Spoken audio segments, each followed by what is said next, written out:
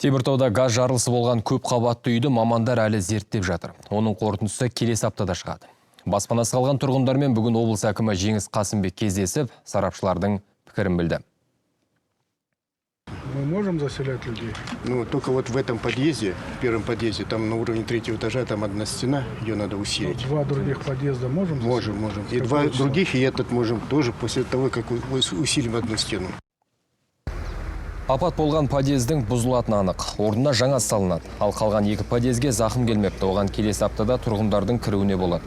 Тек бірінші подъездегі бір қабырғаны бекіту керек екен. Сарапшылар ол жұмыстардың нақты қашан аяқталатынын айта алмады. Жеңіс Қасымбек тұрғындарды уақытша баспанамен қамтудың қаражатын әкімдік көтеретінін айтты.